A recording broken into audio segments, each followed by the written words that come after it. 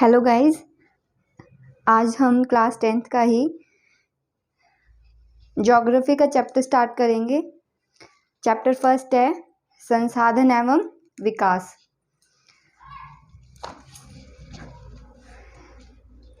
Start करते हैं।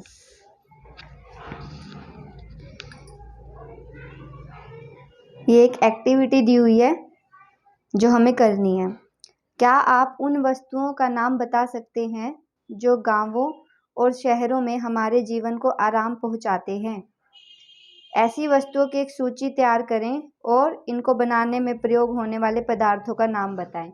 ये आप करेंगे, ठीक है। आप कहेंगे मैडम ने तो स्टार्ट होने से पहले ही काम दे दिया, पर अभी जब हम ये पूरा चैप्टर पढ़ लेंगे ना, उसके बाद करना है इसे, तो आपको लगेगा कि ये तो कुछ भी नहीं है, तुम्हारे घर में ही चीजें हैं सारी, है ना। तो बच्चे, हम अपना चैप्टर स्टार्ट कर रहे हैं, संसाधन एवं विकास। ठीक है, स्टार्ट करते हैं। देखो, अभी हमें इसमें क्या क्या पता होना चाहिए। हमें पहले पता होना चाहिए कि संसाधन क्या होते हैं और विकास से क्या मतलब होता है। चलो पढ़ते हैं। अभी हमारे पर्यावरण में उपलब्ध प्रत्येक वस्तु जो हमारी आवश्यकताओं को पूरा करने में प्रयोग की जा सकती हैं और जिनको बनाने के लिए प्रौद्योगिकी यानी कि टेक्नोलॉजी उपलब्ध है, जो आर्थिक रूप से संभाव्य और सांस्कृतिक रूप से मान्य है, एक संसाधन है। तो मोटे तौर पे क्या समझे हम संसाधन से? ऐसा हर वो सामान जो हमारे आसपास पड़ा है, जिसे हम अपनी आवश्यकताओं के अनुसार इस्तेमाल कर सकते हैं, वो सब क्या है? संसाधन है। अभी और समझ में आएगा, जैसे जैसे हम चैप्टर में आगे बढ़ेंगे ना, और समझ में आएगा कि संसाधन का क्या मतलब हुआ। अभी इतनी एक समझ बनाओ कि संसाधन क्या है?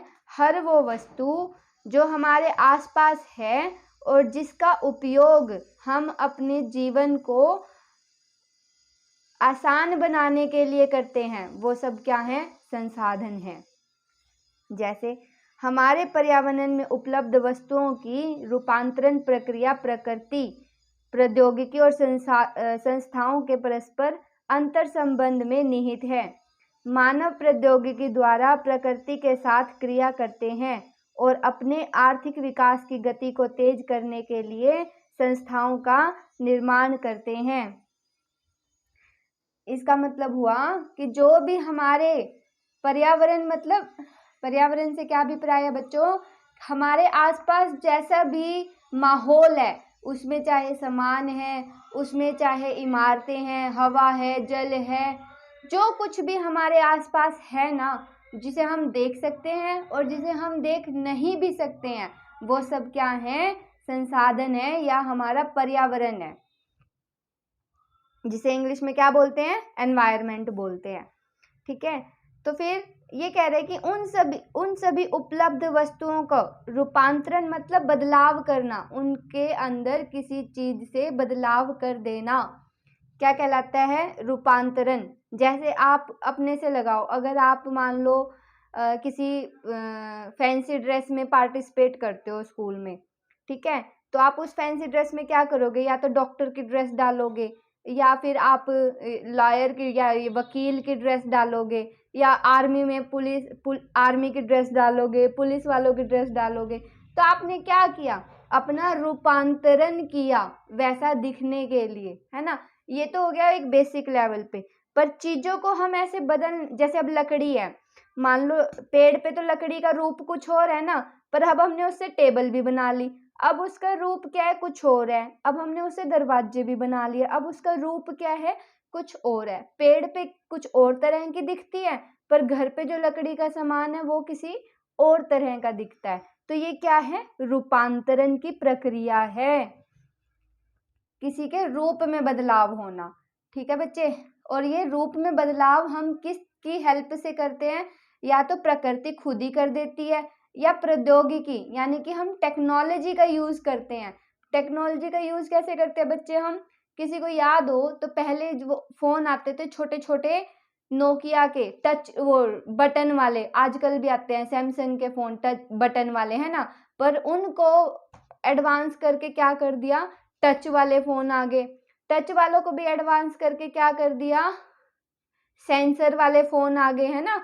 सेंसर वाले फ़ोनों में भी अब और क्वालिटी इंप्रूव करके क्या कर दिया, अच्छे अच्छे कैमरा आने लग गए, साउंड क्वालिटी बढ़ा दी। तो ये सब क्या है बच्चे, ये टेक्नोलॉजी तो है ना। टीवी बन गए, पहले बड़े शटर वाले टीवी होते थे, आजकल टीवी कैसे हैं, डिजिटल टीवी है, फ़ोन की तरह चलते हैं। इसको क्या बोलते हैं बच्चे, प्रौद्योगिकी यानी कि टेक्नोलॉजी। संस्थाओं के, संस्था मतलब लोगों का समूह संस्था कहलाता है। एक ग्रुप, जैसे कि टाटा ग्रुप हो गया, रिलायंस ग्रुप हो गया, ये सब आपस में मिलके क्या करते हैं, चीज़ों का रूपांतरण करते हैं, कच्चे माल से कुछ और बना देते हैं। समझ में आई बात। आगे चलते हैं। मानव प्रौद्योगिकी द्वारा प्रकृति के साथ क्रिया करते हैं, यानी कि मानव अपनी टेक्नोलॉजी की हेल्प से, जो इंसान के पास प्रौद्योगिकी मतलब टेक्नोलॉजी है, उसकी मदद से क्या करते हैं, अपनी एनवायरनमेंट, नेचर के साथ, प्रकृति मतलब नेचर, जो हमारे आसपास वस्तुएं हैं उनके साथ क्या करते हैं, क्रिया करते हैं, काम करते हैं, और उनको अपने अनुसार क्या करते हैं, ढाल लेते हैं, जिससे क्या हो, विकास की गति तेज हो। विकास, अब देखो संसाधन वर्ड समझ में आ गया ना बच्चे, क्या है, जो कुछ भी हमारे आसपास वस्तुएं हैं, या जिसे हम छू सकते हैं, या जिसे हम सिर्फ महसूस कर सकते हैं, वो सब क्या है, संसाधन। और विकास क्या है बच्चे, जब किसी चीज में उन्नति हो जाए, प्रगति हो जाए, वो क्या कहलाता है, विकास कहलाता है, जिसको हम इंग्लिश में बोलते हैं डेवलपमेंट। क्या बोलते हैं, डेवलपमेंट। और संसाधन को बच्चे हम क्या बोलते हैं, संसाधन को हम बोलते हैं रिसोर्सेज। क्या बोलते हैं, रिसोर्सेज। तो ये हमारा चैप्टर हो गया क्या, रिसोर्सेज एंड डेवलपमेंट। समझ में आई बात। नेक्स्ट चलते हैं। क्या आप भी अन्य बहुत से लोगों की तरह संसाधनों को प्राकृतिक उपहार समझते हैं। मतलब भाई जैसे होता है ना कि भाई अपने घरों में लगाओ, हम लोग पानी को किस तरह से इस्तेमाल करते हैं, भाई ठीक है, हम ये सोचते हैं ना हमारा तो अधिकार है भाई सब पानी यूज करना, नहा हम भले एक बाल्टी में भी सकते हैं, पर जब बढ़िया मन लग रहा हो तो 3-4 में भी नहा लेंगे। काम तो हमारा एक से भी चल जाता है, पर 3-4 में भी कोई दिक्कत नहीं है। तो हम क्या समझते हैं ये कि भाई पानी पे हमारा अधिकार है, पर ऐसा नहीं है, ऐसा नहीं है। संसाधन मानवीय क्रियाओं का परिणाम है, जब तक आप ढंग से इस्तेमाल करोगे तब तक ही वो आपका साथ देंगे। मानव स्वयं संसाधनों को महत्वपूर्ण हिस्सा है। मानव ही क्या है, संसाधनों का एक महत्वपूर्ण हिस्सा है। वे पर्यावरण में पाए जाने वाले पदार्थों को संसाधनों में परिवर्तन करते हैं। बात बिल्कुल सही है। अब लकड़ी तो पेड़ पे लगी हुई है, जब तक हम उसके खिड़की दरवाजे नहीं बनाएंगे, मेज कुर्सी नहीं बनाएंगे, बेड नहीं बनाएंगे, तब तक वो हमारे किस काम का, किसी काम का नहीं लकड़ी तो वो। समझ रहे हो बात को। तो मानव ही क्या करता है, उन संसाधनों को क्या करता है, अपने लिए परिवर्तित करता है और उनका प्रयोग करता है। इन संसाधनों का वर्गीकरण निम्न प्रकार से किया जा सकता है। जैसे कैसे कर सकता है, उत्पत्ति के आधार पे कर सकता है कि वो बने कैसे हैं। उत्पत्ति मतलब किसी चीज का उत्पन्न होना या बनना। समाप्यता के आधार पे कि वो खत्म किस आधार पे होंगे, बनने का आधार, खत्म होने का आधार। और फिर तीसरा क्या है, स्वामित्व के आधार पे, भाई उसके ऊपर अधिकार किसका है। अभी जब ये पढ़ेंगे तो डिटेल में समझ में आएगा आगे। विकास के स्तर पे किस प्रकार से वो मतलब विकास के स्तर में योगदान कर रहे हैं संसाधन, इन प्रकार से हम वर्गीकरण करते हैं। अब देखो उत्पत्ति के आधार पे क्या हो सकता है, जैव अजैव। पहले तो आपको जैव और अजैव ही पता होना चाहिए बच्चे। इसको इंग्लिश में बोलते हैं बायोटिक। क्या बोलते हैं, बायोटिक। और इसको बोलते हैं एबायोटिक। ठीक है, तो कंफ्यूज नहीं होना है इन टर्म्स पे। जैव को क्या बोलते हैं, बायोटिक, और अजैव को क्या बोलते हैं, एबायोटिक। तो मतलब जो जीवित हैं, जो जीवित वस्तुओं से निर्मित हैं उनको क्या बोलेंगे, बायोटिक। और जो अजैव वस्तुओं से निर्मित है उनको क्या बोलेंगे, एबायोटिक। बात समझ में आई। डिटेल में आगे पढ़ेंगे हम, कंफ्यूज नहीं होना, अभी बस इतना ही समझो। आगे पूरा चैप्टर इन्हीं शब्दों को ही एक्सप्लेन करने में जाएगा हमारा, ठीक है। फिर हमने देखा नवीकरण और अनवीकरण के आधार पे, मतलब जिनको बनाया जा सकता है दोबारा और जिनको दोबारा नहीं बनाया जा सकता, इस योग्यता के आधार पे। फिर स्वामित्व, कि व्यक्ति का स्वामी, मतलब व्यक्ति उस संसाधन का स्वामी है या कोई पूरा ग्रुप है। अब आपने कभी सुना है कि सिर्फ रिलायंस आया हो, रिलायंस ग्रुप एंड इंडस्ट्रीज लिखा हुआ होता है हमेशा। आगे देखो टाटा ग्रुप एंड इंडस्ट्रीज लिखा हुआ होता है हमेशा। तो ये क्या है, टाटा समूह है, रिलायंस क्या है, समूह है। व्यक्तिगत की बात करें तो अपने लेवल पे देख लो, जैसे लोकल में दुकानें वगैरह होती हैं, ये सब क्या है, व्यक्तिगत हैं। सामूहिक समझ में आया, व्यक्तिगत समझ में आया। तो राष्ट्रीय और अंतरराष्ट्रीय, राष्ट्रीय मतलब जो अपने देश का अधिकार के अंदर है वो, अंतरराष्ट्रीय जिसपे पूरी दुनिया का अधिकार है वो। डिटेल में अभी आगे हम पढ़ेंगे, ये पूरा चैप्टर इसी बात के लिए ही है। अभी सिर्फ क्या लेना है, हमें एक ओवरव्यू लेना है कि आगे हम पढ़ने क्या क्या वाले हैं। बात समझ में आ रही है। विकास के स्तर के आधार पर भंडार को संचित किस, विकास के स्तर के आधार पर किस में करेंगे हम, संभावी, विकसित, भंडार और संचित कोष। संभावी मतलब जो हो सकता हो, विकसित जो बन चुका है और संचित जो बनकर इकट्ठा हो चुका है। देखो अब इसका एक फ्लो चार्ट दिया हुआ है, बहुत अच्छे से दिया हुआ है ये। इसको ऐसे ही पेपर में बना दोगे ना रिसोर्सेज के क्वेश्चन में, तो आपको पूरे पूरे नंबर मिलेंगे।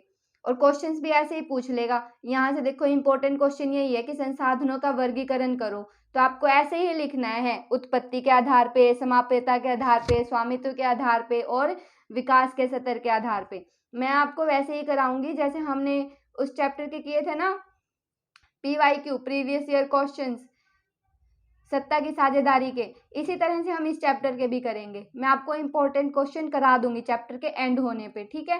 तो आपको पता लगेगा कि हमें क्वेश्चंस को अटेम्प्ट कैसे करना है। तो ये भी इम्पोर्टेंट है, ये भी क्या है, इम्पोर्टेंट है। अब देखो ये फ्लो चार्ट ऐसे ही बना दोगे ना पेपर में तो बहुत अच्छे नंबर मिलेंगे। देखो ये एक ट्राइंगल दिखा है, बीच में कौन है, मानव। इसी से समझो, बीच में कौन है, इंसान है। इंसान क्या करता है, प्रकृति से भी चीजों का इस्तेमाल करता है। इंसान ही क्या है, टेक्नोलॉजी का इस्तेमाल करता है। और इंसान से ही क्या बनती है, संस्थाएं बनती हैं। तो सारों का मध्य क्या कौन है, इंसान है। तो सारी चीजों का कुछ ना कुछ रोल है, नहीं तो कोई, ठीक है जिंदगी है इनकी पर इनका कोई इस्तेमाल नहीं कर पाएगा। फिर बात समझ में आ रही हो। चलो नेक्स्ट देखो, ये फ्लो चार्ट भी कितने अच्छे से समझाया हुआ है। रिसोर्सेज है हमारे पास, संसाधन कितने टाइप के हैं, प्राकृतिक और मानवीय, 2 टाइप के संसाधन है। प्रकृति मतलब जो ईश्वर की देन है, जो मतलब अपने आप से बनी है, जिसमें इंसान का कोई रोल नहीं है, वो कौन से है, नवीकरण और अनवीकरण। फिर नवीकरण में भी कौन है, सतत और जैव, सतत और जैव। सतत में कौन कौन है, पवन और जल, जो हमेशा रहेंगे। सतत का मतलब जो हमेशा रहेंगे और जो बहते रहेंगे, वो क्या है, पवन और जल। जैव में क्या है, जिनमें जीवाश्म इस्तेमाल हो। जीवाश्म मतलब, जीवाश्म से क्या अभिप्राय है आपका, केमिस्ट्री में और बायो में पढ़ते हो ना, साइंस में। जीवाश्म होता है बच्चे किसी जीवित वस्तु का अंश, उसको क्या बोलते हैं, जीवाश्म। क्या बोलते हैं, जीवाश्म। जैव मतलब जीवित होना। तो जीवित में प्रकृति भी, प्राकृतिक वनस्पति और वन्य जीव। जीव में जैसे वो एग्जाम्पल लो आप, जैसे पुराने टाइम में क्या थे, डायनासोर थे, तो वो क्या थे, वन्य जीव थे, है ना। और प्राकृतिक वनस्पति में जैसे जंगल हो गए, वन हो गए। तो ये दोनों एग्जाम्पल क्या है, जीवित के उदाहरण है, जैव के, बायोटिक के, ठीक है। फिर हम देखते हैं अनवीकरण के क्या है, पुनः चक्रीय और अचक्रीय। पुनः चक्रीय में क्या है, जिनका हम दोबारा दोबारा इस्तेमाल कर सकते हैं, जैसे धातु, लोहा हो गया, एल्यूमिनियम हो गया, सिल्वर हो गया, गोल्ड हो गया, इनको हम बार बार इस्तेमाल कर सकते हैं। और अचक्रीय में क्या है, जिनका हम इस्तेमाल बार बार नहीं कर सकते, एक बार इस्तेमाल हो गए तो वो खत्म। तो जैसे कि जीवाश्म ईंधन, पेट्रोल हो गया, डीजल हो गया, ये क्या है, ये जीवाश्म ईंधन है जो अचक्रीय है, इनको दोबारा दोबारा इस्तेमाल नहीं कर सकते। एक बार खत्म हो गया तो मतलब खत्म हो गया। फिर देखो प्राकृतिक देख लिया हमने, अब देखते हैं मानवीय कैसे हैं। मानवीय में देखिए संरचनाएं एवं संस्थाएं ये इन्वॉल्व है, और मात्रा एवं गुणवत्ता ये मैटर करता है। अब हम इन पूरे को क्या करेंगे बच्चे, डिटेल में पढ़ते हैं, जो अभी हमने एक ओवरव्यू देखा है। बात समझ में आई इतनी? चलो अब हम देखते हैं संसाधनों के प्रकार। अभी हमने देखा, पहला हम देखते हैं क्या, उत्पत्ति के आधार पे, जिसमें क्या है, जैव संसाधन। उत्पत्ति के आधार पे जैव संसाधन पढ़ते हैं हम, जैव और अजैव।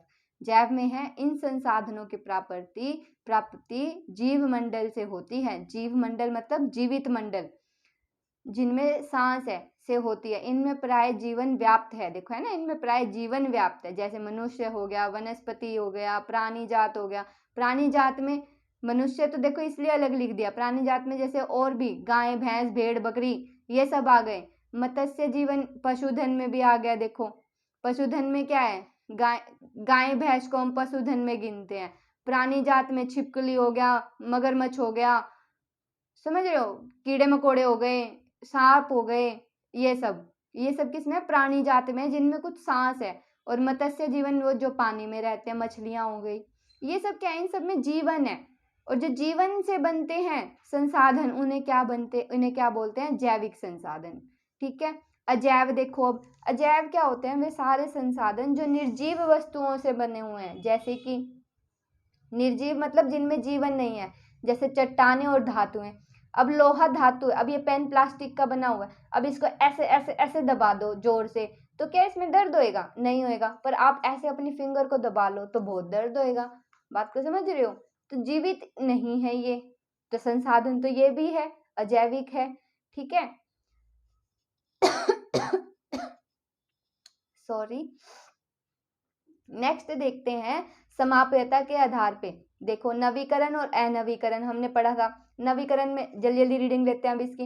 वे संसाधन जिन्हें भौतिक, रासायनिक या यांत्रिक प्रक्रियाओं द्वारा नवीकृत या पुनः उत्पन्न किया जा सकता है। पुनः मतलब दोबारा उत्पन्न किया जा सके, उन्हें क्या कहते हैं, नवीकरण कहते हैं। तथा जैसे कि पवन ऊर्जा, जल, वन और वन्य जीवन, ये सब क्या, हम इनको दोबारा बना सकते हैं, दोबारा इस्तेमाल किया जा सकता है। बना नहीं सकते, इस्तेमाल किया जा सकता है। इन संसाधनों को सतत अथवा प्रवाह संसाधनों में विभाजित किया जाता है। सतत जो हमेशा रहेंगे, और प्रवाह बहने वाले। सतत में जिनको, जैसे कि क्या हो गया, वन हो गए, वन्य जीवन हो गया, ये क्या है, सतत में। और प्रवाह में क्या हो जाएंगे, हवा हो, पवन हो गई, जल हो गई, सौर ऊर्जा हो गई, ये क्या है, प्रवाह में। अनवीकरण जो खत्म हो जाएंगे, जिनको हम दोबारा नहीं इस्तेमाल कर सकते, तो इनमें क्या है, लंबे भूवैज्ञानिक अंतराल में बनते हैं ये, जैसे खनिज और जीवाश्म ईंधन। इस प्रकार के संसाधनों के उदाहरण हैं। इनके बनने में लाखों वर्ष लग जाते हैं। इनमें से कुछ संसाधन जैसे धातुएं पुनः चक्रीय हैं, और कुछ संसाधन जैसे जीवाश्म ईंधन अचक्रीय हैं। तो ये दो भी हमने वर्गीकरण पढ़े थे, चक्रीय और अचक्रीय। वह एक बार प्रयोग के साथ ही खत्म हो जाते हैं। इंपॉर्टेंट बात समझ में आ गई। फिर नेक्स्ट देखो क्या कहता है ये, स्वामित्व के आधार पे, भाई व्यक्तिगत है या सामुदायिक है, एक अकेले बंदे का है या पूरे ग्रुप का है, लोगों का। अब वो देखो, संसाधन निजी व्यक्तियों के स्वामित्व में भी होते हैं। जैसे किसानों के पास सरकार द्वारा आवंटित भूमि होती है, ठीक है, जिसके बदले वे सरकार को क्या करते हैं, लगान चुकाते हैं। गांव में बहुत से लोग भूमि के स्वामी भी होते हैं, और बहुत से लोग भूमिहीन होते हैं। शहरों में लोग भूखंड, घरों व अन्य जायदाद के मालिक होते हैं। बाग, चारागाह, तालाब और कुएं, बेटा ये एग्जाम्पल हैं इसके। आपसे पूछ लेना व्यक्तिगत संसाधनों के एग्जाम्पल दो, ऐसे ही पूछेगा सच में, व्यक्तिगत संसाधनों के एग्जाम्पल बताइए कौन से हैं। उदाहरण है इसके, बाग हो गया, चारागाह हो गया, तालाब हो गया, कुएं हो गए, ये सब क्या हैं, व्यक्तिगत। एक अकेले पर्सन के भी हो सकते हैं, ऐसा नहीं है अब गांव के बीच में कुआं है तो वो अकेले आदमी का है, नहीं, वो संस्था का हो जाएगा, पंचायत का हो जाएगा, पूरे मतलब सरकार के अंडर आ गया, संस्थागत हो गया। बात समझ में आ रही है। और एक वही है, पानी की टंकी आपके घर में रखी हुई है, वो आपका संसाधन है, ठीक है, आप उसमें मछली पाल लो, आप उसमें कुछ करो। अब देखते हैं सामुदायिक स्वामित्व वाले, जिनमें एक से ज्यादा लोग, मतलब दो से ज्यादा लोग क्या हैं, इकट्ठे रहते हो, इकट्ठे मिलके बनाते हो उस चीज को। पढ़ते हैं अभी कैसे। ये संसाधन समुदाय के सभी सदस्यों के लिए उपलब्ध होते हैं। गांव की शामिलात भूमि, जहाँ पे क्या कराया जा सके, जानवरों को चराया जा सके, शमशान भूमि, तालाब इत्यादि, ये सब क्या हैं, सामुदायिक हैं। और नगरीय क्षेत्रों में सार्वजनिक पार्क हो गए, पिकनिक स्थल हो गए, खेल का मैदान हो गया, और वहां सभी रहने वाले लोगों के लिए उपलब्ध है। इतना समझ में आया बच्चे? अब देखते हैं राष्ट्रीय संसाधन क्या कहते हैं। तकनीकी तौर पर देश में पाए जाने वाले सारे संसाधन क्या हैं, राष्ट्रीय हैं। देश की सरकार को कानूनी अधिकार है कि वह व्यक्तिगत संसाधनों को भी आम जनता के हित में अधिग्रहित कर सकती है। क्या मतलब हुआ बच्चे इसका? इसका मतलब ये हुआ कि अगर सरकार चाहे ना तो आपके घर की पानी की टंकी को ना पूरे मोहल्ले की पानी की टंकी बना सकती है, आप रोक नहीं पाओगे सरकार को। तो यही बात वो कह रहा है कि व्यक्तिगत संसाधन को भी क्या है, पूरी जनता के लिए इस्तेमाल किया जा सकता है। आपने देखा होगा क्या, सड़कें, नहरें और रेल लाइनें व्यक्तिगत स्वामित्व वाले खेतों में बनी हुई हैं, तो क्या करती है सरकार, उनको पैसे देके खरीद लेती है ना। कहते नहीं अभी हमारी जमीन तो हाईवे में आ गई, सुना है कभी ये वाली बात? तो क्या हो गया, उस जमीन को सरकार ने उचित दाम पे उस किसान से खरीद लिया और वहां पे क्या निकाल दिया, हाईवे या सड़क बना दी। उस अब वो सड़क क्या है, पूरे देश के लिए है, ना कि सिर्फ उसके लिए जिसकी वो जमीन थी। बात समझ में आ रही है? इसी को ही क्या बोलते हैं, अधिग्रहित करना, उस पे अपना अधिकार बना देना। आपने देखा होगा कि सड़कें, नहरें और रेल लाइनें व्यक्तिगत स्वामित्व वाले खेतों में बनी हुई हैं। शहरी विकास प्राधिकरणों को सरकार ने भूमि अधिग्रहण का अधिकार दिया हुआ है। सारे खनिज पदार्थ, जल संसाधन, वन, वन्य जीवन, राजनीतिक सीमाओं के अंदर सारी भूमि, 12 समुद्री मील तथा महासागरीय क्षेत्र व इसमें पाए जाने वाले संसाधन क्या हैं, राष्ट्र की संपदा हैं, मतलब देश की प्रॉपर्टी हैं वो। और अंतरराष्ट्रीय संसाधनों से क्या समझेंगे, कुछ अंतरराष्ट्रीय संस्थाएं संसाधनों को नियंत्रित करती है, जैसे तट रेखा से। तट रेखा क्या होता है बच्चे, ये देखो, तट रेखा वो होता है, जैसे मान लो यहाँ पे एक छोटा सा इंडिया का मैप बनाते हैं, ये गुजरात वाला पार्ट है, ये ऊपर राजस्थान चला जाएगा, मैं सिर्फ तट बताना चाह रही हूँ आपको, ठीक है। ये अपना इंडिया का लोअर रीजन हो गया, यहाँ पे ये बांग्लादेश वाला एरिया हो गया, और फिर इधर ये अपना ईस्ट रीजन हो गया। अब बच्चे ये जो क्षेत्र है ना, ये यहाँ पे देखो अरब सागर है, अरब सागर है, यहाँ पर क्या है, बंगाल की खाड़ी है, क्या है, बंगाल की खाड़ी है, और नीचे यहाँ पर श्रीलंका के साथ, और नीचे क्या है, हिंद महासागर है, हिंद महासागर है, ठीक है। इतनी बात समझ में आई? अब तट से क्या मतलब हुआ बच्चे, ये जितना भी यहाँ पे क्या है, गुजरात से इधर पाकिस्तान हो जाता है ये ऊपर, तो यहाँ से ये सारा समुंदर है ना, ये सारा क्या है, समुंदर ही तो है। अब जो भी बाउंड्री, मतलब ये देखो जिस पार्ट को मैं डार्क कर रही हूँ, ये मतलब क्या हो गया, सारा ये समुंदर से मिलता हुआ पार्ट है ना, तो ये सारा पार्ट क्या हो जाएगा, तट रेखा हो जाएगी भारत की। ये पूरा गुजरात वाला इधर नीचे से, और ये पूरा यहाँ पश्चिमी बंगाल तक। बात समझ में आई? ये वाला पार्ट क्या बोलेंगे, इसको हम पूरा तट बोलेंगे, जिससे समुंदर टच होता है भारत में या किसी और देश का भी। बात समझ में आ रही है ना? इस पार्ट को जो समुद्र से टच हो उसको क्या बोलेंगे, तट रेखा बोलेंगे। कोई डाउट?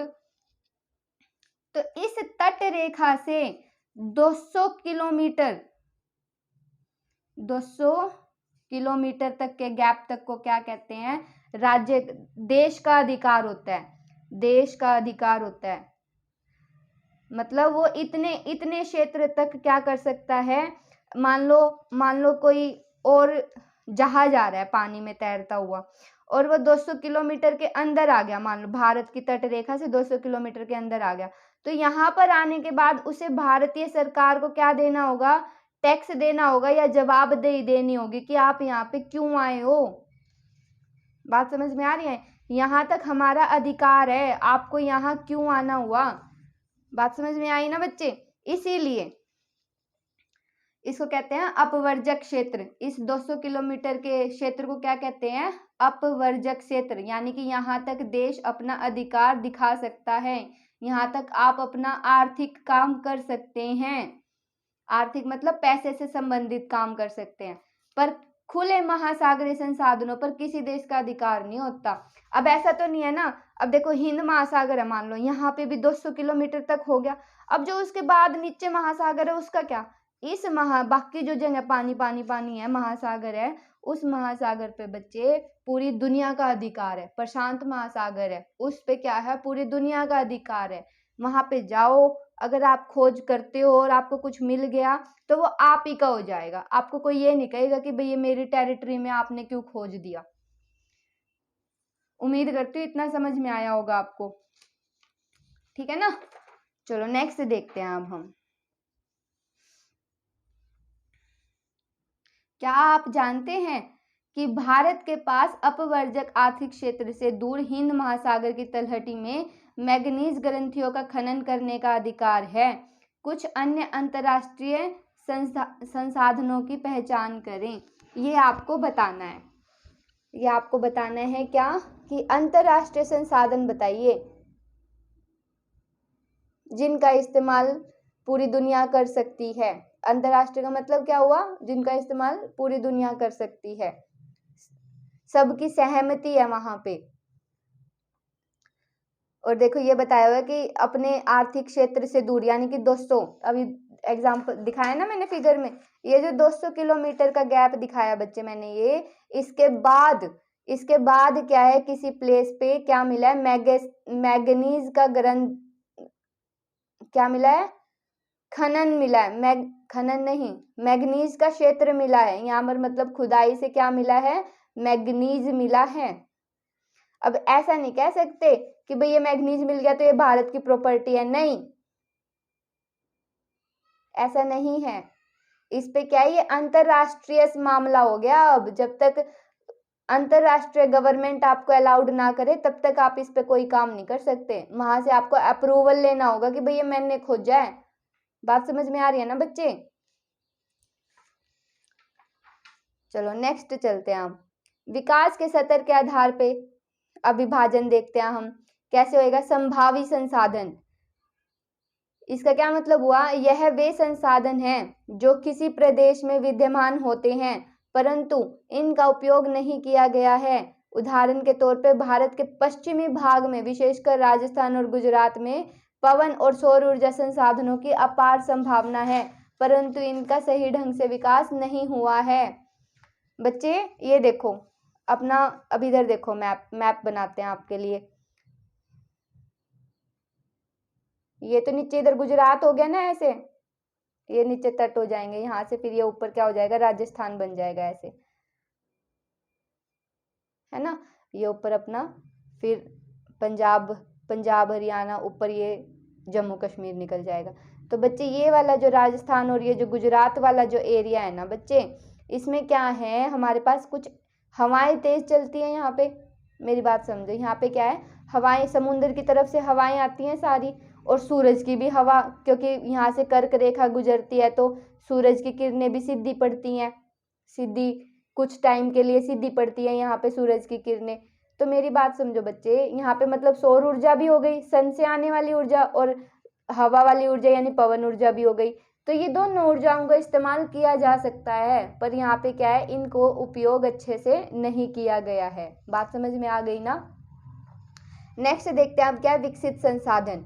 वे संसाधन जिनका सर्वेक्षण किया जा चुका है और इनके उपयोग की गुणवत्ता और मात्रा निर्धारित की जा चुकी है, विकसित संसाधन कहलाते हैं। क्या संसाधन कहलाते हैं? विकसित, मतलब जिनका उपयोग किया जा चुका है, पर अब बस क्या है? उनकी क्वालिटी इंप्रूव कर रहा है। अब मान लो ये पेन है बच्चे, ये पेन बन गया एक बार, है ना, ये अभी उपयोग भी हो जाएगा ये। अब नेक्स्ट टाइम आए ये कहीं भाई ये रबड़ ना छोटे से पार्ट में है और थोड़ी सी मतलब टाइट सी भी है, अब इसकी क्वालिटी इंप्रूव कर देते हैं हम। इसको क्या करते हैं? इसकी जगह ना थोड़ी सी सॉफ्ट रबड़ लगा देते हैं, होगी क्वालिटी इंप्रूव, ठीक है।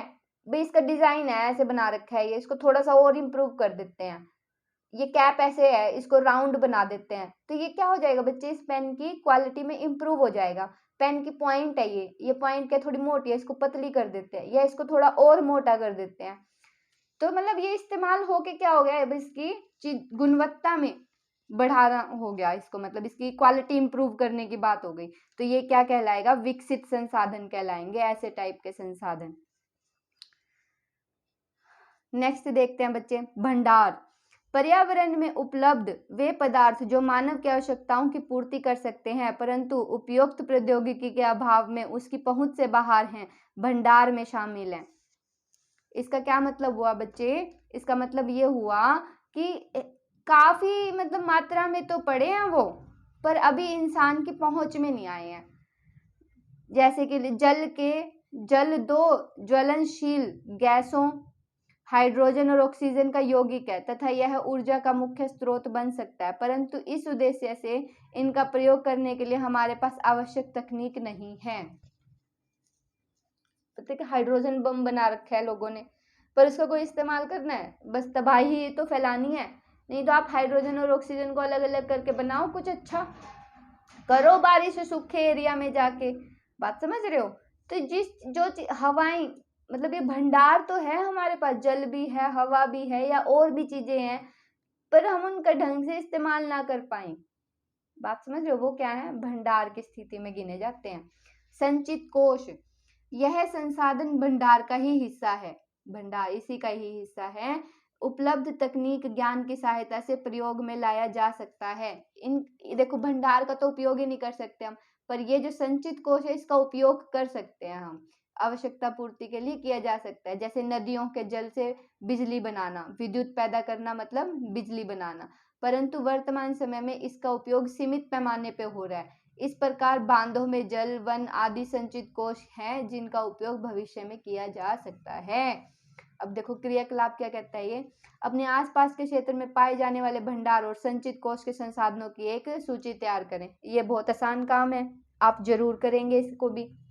क्या करना है, अपने आसपास नजर घुमा के देखो, सोचो और लिखो कि भंडार क्या है हमारे पास, हवा, जल, और किस चीज का भंडार है, और संचित कोश कैसे, कि कौन से उस भंडार में से हम किस को यूज कर सकते हैं, उसकी लिस्ट बनानी है।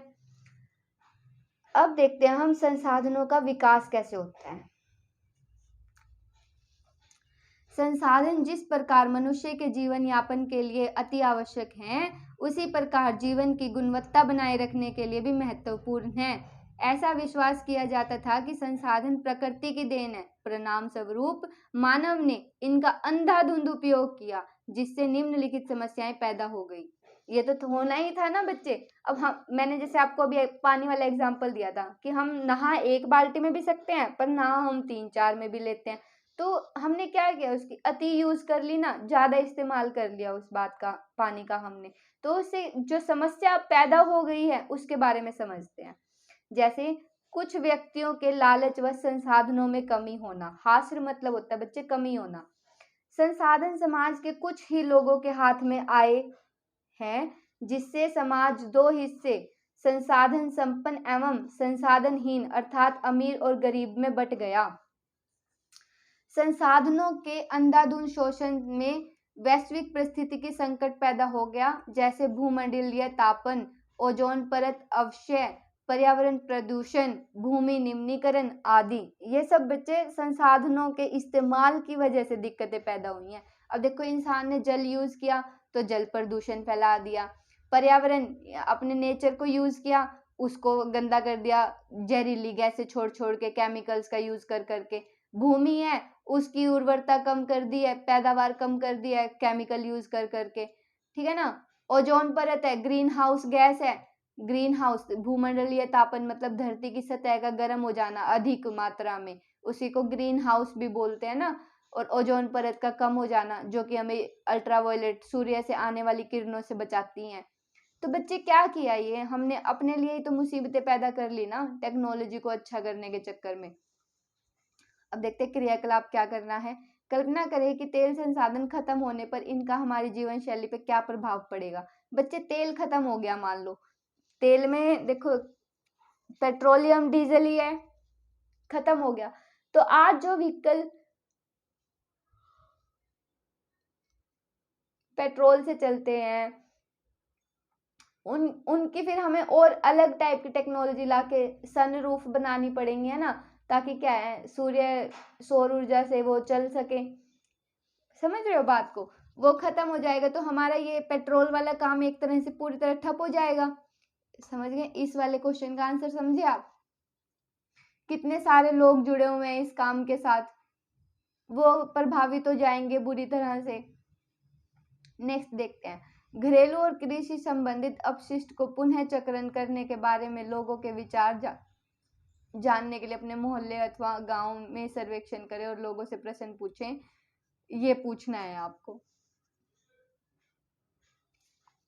अब नेक्स्ट देखते हैं, मानव जीवन की गुणवत्ता और विश्व शांति बनाए रखने के लिए संसाधनों का समाज में न्याय संगत बंटवारा आवश्यक हो गया है। न्याय संगत मतलब उचित ढंग से। यदि कुछ ही व्यक्तियों तथा देशों द्वारा संसाधनों का वर्तमान दोहन जारी रहेगा तो हमारी पृथ्वी भविष्य खतरे में पड़ जाएगी। बात समझ में आई? अगर आज ही सब मिलके इस पूरे पृथ्वी के संसाधन को खत्म कर देंगे वर्तमान में, तो जो हमारे बच्चे आएंगे या जो हमसे आगे की पीढ़ी आएंगी वो क्या करेंगे? फिर वो कैसे जीवन व्यापन करेंगी अपना इन संसाधनों के बिना? तो ये क्या है, एक समस्या बन सकती है। इसीलिए हर तरह के जीवन का अस्तित्व बनाए रखने के लिए संसाधनों के उपयोग की योजना बनाना बहुत जरूरी है। योजना से ही बात बनेगी। अब जैसे स्वच्छ गंगा अभियान चलाया ना मोदी जी ने कि गंगा की सफाई करेंगे, तो ये किस लिए किया गया? इसीलिए तो किया ताकि वो जो हमने गंदगी फैलाई थी उसको साफ करके हम अपने बच्चों को धरोहर दिखा सके कि देखो ये हमारे पौराणिक टाइम से है गंगा, जिसको भागीरथ जी स्वर्ग से धरती पे लेके आए थे। बात समझ रहे हो? इसीलिए वो जरूरी है। नेक्स्ट देखते हैं बच्चे, सतत पोषणीय विकास का क्या अर्थ है? सतत पोषणीय विकास का अर्थ होता है सस्टेनेबल डेवलपमेंट बोलते हैं जिसको,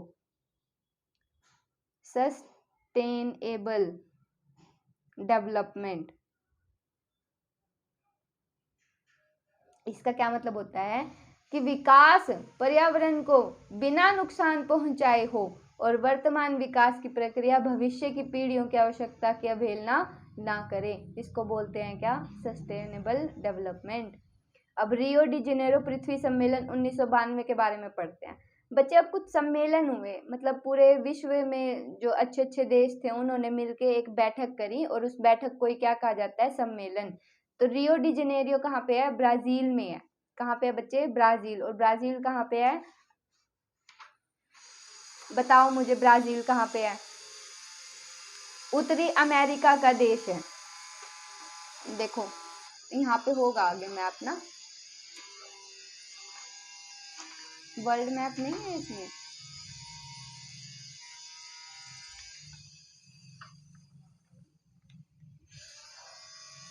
देखो बच्चों मैप में अगर आप देखोगे तो यहाँ पे नॉर्थ अमेरिका है और इधर आपका क्या है?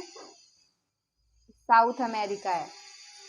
ठीक है, फिर थोड़ा सा इधर चलते हैं तो यहाँ पे क्या है? मैप में तो हमें इस तरफ दिखाया जाता है, ये आपके यूरोप, यहाँ पे इधर हो जाएगा ग्रीनलैंड और इधर हो जाएंगे आपके ये छोटे छोटे यूरोपियन कंट्रीज और इधर ये सारा, इसको ऐसे मान लो ये सारा क्या हो जाएगा? यूरोप। और फिर यहाँ से आगे इधर ऊपर से इधर रशिया। थोड़ा सा आइडिया दे रही हूँ बस, ठीक है।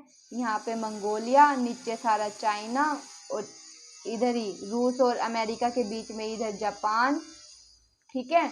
इधर ताइवान, वियतनाम, ये सारे इधर आ जाएंगे। और इन सब के नीचे यहाँ यूरोप के नीचे ही क्या है बच्चे? एशिया हो गया इधर, ये यहाँ पे लिख देते हैं, ये नॉर्थ अमेरिका, ये साउथ अमेरिका, ये ग्रीनलैंड, ये क्या हो जाएगा? यूरोप, ये हो जाएगा एशिया और नीचे हो जाएगा क्या? यहाँ पे भूमध्य सागर है और यहाँ पे क्या है? इजिप्ट वाला एरिया। ऐसे ये हॉर्न हो गया, यहाँ से ऐसे आ गया, इधर निकला ऐसे और ये बन गया आपका क्या? अफ्रीका। ये पूरा ऐसे ही है बच्चे, ऐसे अफ्रीका, ठीक है। और इधर थोड़ा सा आगे जाएंगे ना हम तो इधर नीचे ऑस्ट्रेलिया आ जाता है। अभी पूरा प्लेस नहीं है, पर आपको एक ओवरव्यू दिखाना है। अब जैसे ये मैप बनाया ना मैंने, तो ब्राजील कहाँ पे है बच्चे? साउथ अफ्रीका में है। कहाँ पे है? यहाँ पे है ब्राजील। और ब्राजील के अंदर क्या है बच्चे? ब्राजील के अंदर है रियो डी जेनेरो। क्या है? रियो डी जेनेरो, जहाँ पे ये क्या हुआ? सम्मेलन हुआ। मतलब देखो, ये सब मैंने कॉन्टिनेंट्स बनाए हैं बच्चे, मतलब महाद्वीप। बात समझ रहे हो? ये मैंने आपको क्या बना के दिखाया? महाद्वीप बना के दिखाए हैं। ये अमेरिका, उत्तरी अमेरिका, दक्षिणी अमेरिका, यूरोप, एशिया, अफ्रीका, और इधर होता है एक ऑस्ट्रेलिया। बात समझ में आई? ये मैंने आपको क्या बना के दिखाए हैं? महाद्वीप बना के दिखाए हैं। और इन जो साउथ अमेरिका है ना, दक्षिणी अमेरिका, उसमें एक देश है ब्राजील, और ब्राजील में एक प्लेस है रियो डी जेनेरो। वहां पे 1992 में क्या हुआ है? सम्मेलन हुआ है। जून 1992 में 100 से अधिक राष्ट्रीय अध्यक्ष ब्राजील के शहर रियो डी जेनेरो में प्रथम अंतर्राष्ट्रीय पृथ्वी सम्मेलन में एकत्रित हुए। पहला राष्ट्रीय अंतर्राष्ट्रीय पृथ्वी सम्मेलन था ये। इस सम्मेलन का आयोजन विश्व स्तर में उभरते पर्यावरण संरक्षण और सामाजिक आर्थिक विकास की समस्याओं का हल ढूंढने के लिए किया गया था।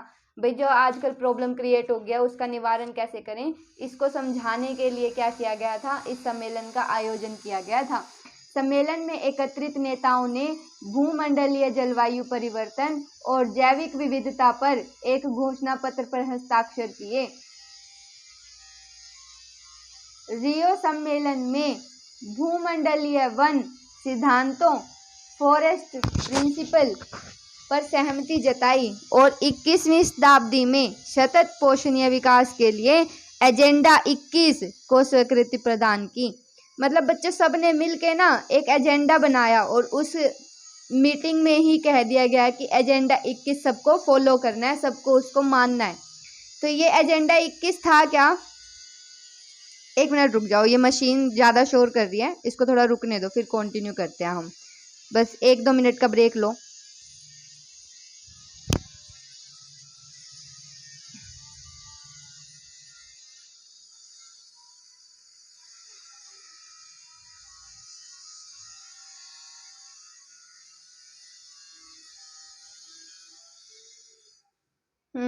कंटिन्यू करते हैं। अब बच्चे, ये एजेंडा 21 है क्या?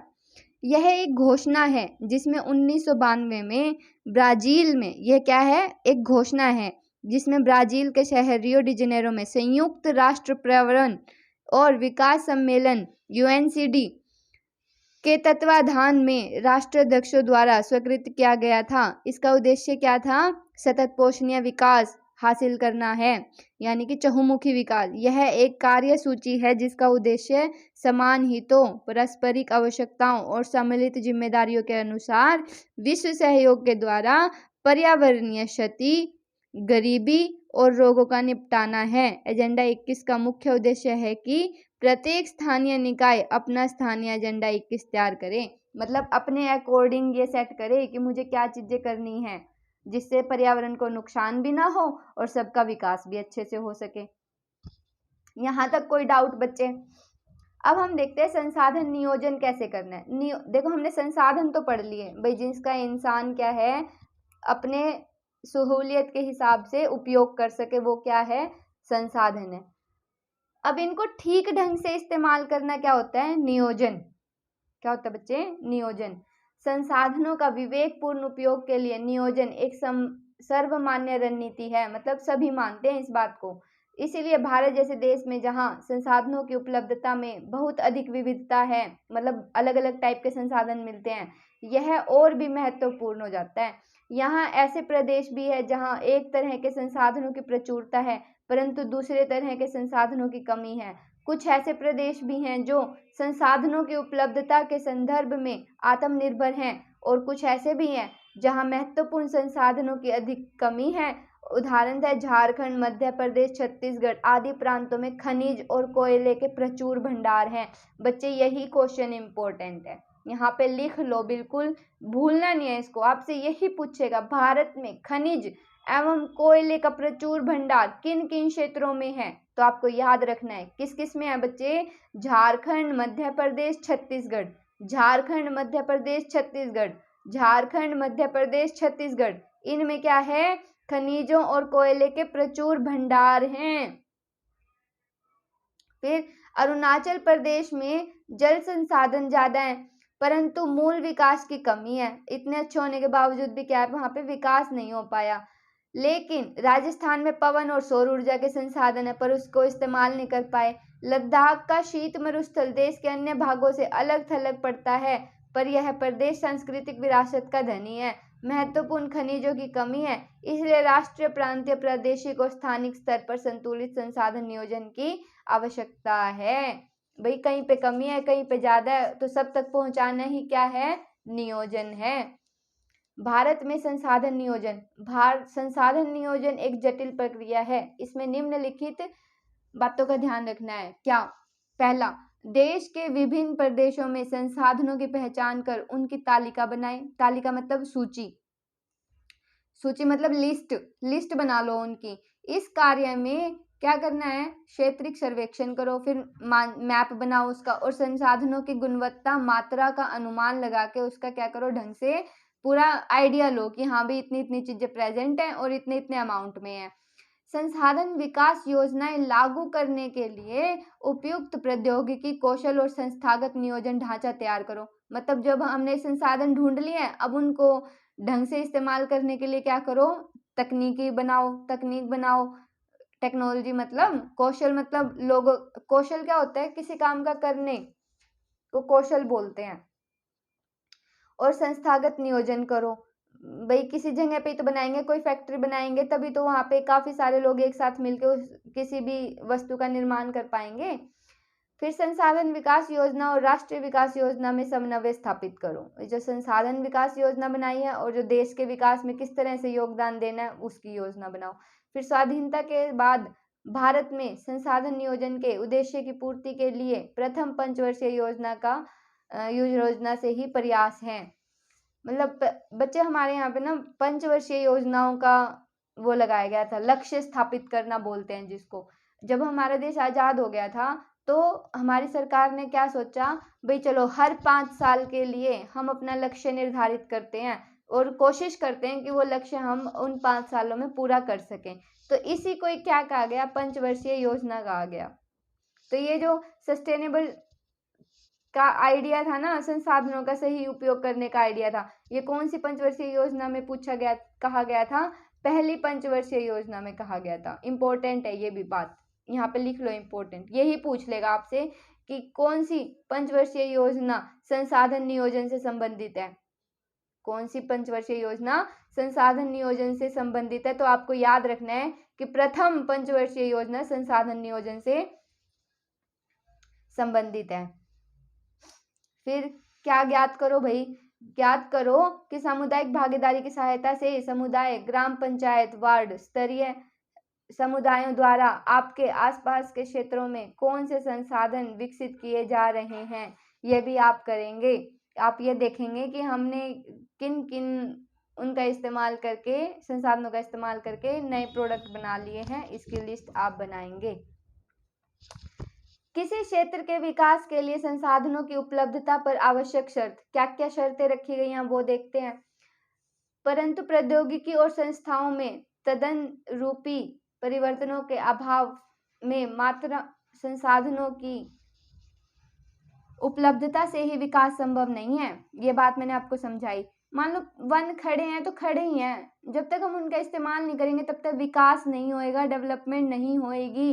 इसीलिए क्या करना है आपको, जो आपके पास संसाधन है उसका इस्तेमाल करके उसको तरक्की की राह में इस्तेमाल करो।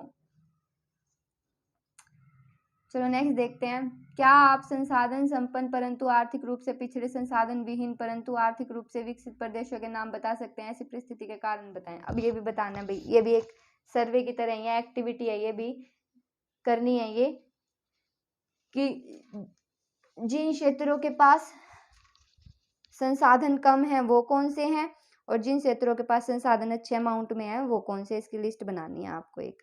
ठीक है, चलो अब हम नेक्स्ट देखते हैं कि उपनिवेश का इतिहास हमें बताता है कि उपनिवेशों में संसाधन संपन्न प्रदेशी विदेशी आक्रमणकारियों के लिए मुख्य आकर्षण रहे हैं। उपनिवेशकारी देशों ने बेहतर प्रौद्योगिकी के सहारे उपनिवेशों के संसाधनों का शोषण किया तथा उन पर अपना आधिपत्य स्थापित कर लिया। बच्चे उपनिवेश क्या होता है पता है आपको? उपनिवेश का क्या मतलब है? उपनिवेश का मतलब होता है जब कोई, मैं आपको इसको अपने उससे लगा के समझाती हूँ, फिर स्टेट लेवल पे समझाऊंगी। जब हम क्या करते हैं, मान लो आज हम हरियाणा में रह रहे हैं, अब हम हरियाणा में भी है हमारा घर, पर हम क्या सोचते हैं कि चलो यहाँ से निकलते हैं, बिहार चलते हैं और वहाँ पे जाके अपनी फैक्ट्री बना लेते हैं। तो अब हमारा मूल स्थान क्या है? हरियाणा, पर जहाँ से हमारी कमाई हो रही है वो उपनिवेश, जहाँ पे हम जाके बस गए हैं, रहने लग गए हैं, वो क्या हो जाएगा? बिहार क्या हो जाएगा हमारे लिए अब? उपनिवेश। ऐसे ही देशों को समझो। अब जैसे ब्रिटिशर्स थे, उनका मूल जगह क्या थी? इंग्लैंड में रहते थे वो, पर वो भारत में आके क्या करने लगे थे? व्यापार करने लगे थे ना। तो यही क्या है, अब उन ब्रिटिशर्स के लिए भारत क्या हो गया? उपनिवेश हो गया। आया समझ में? अब आगे चलते हैं।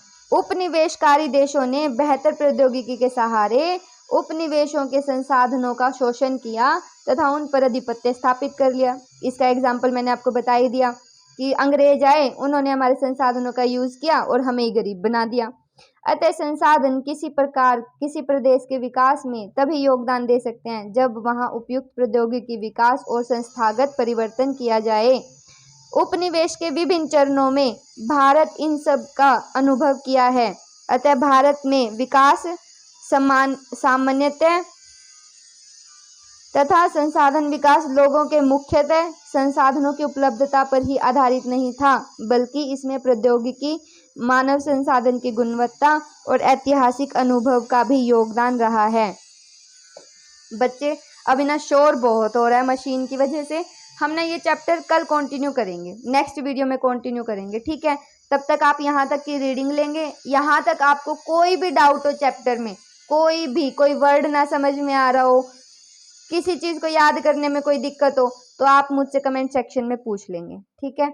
हम ये चैप्टर अब नेक्स्ट वीडियो में कंटिन्यू करेंगे, तब तक आप इसको पढ़ो अच्छे से, ठीक है? चलो, टिल देन बाय।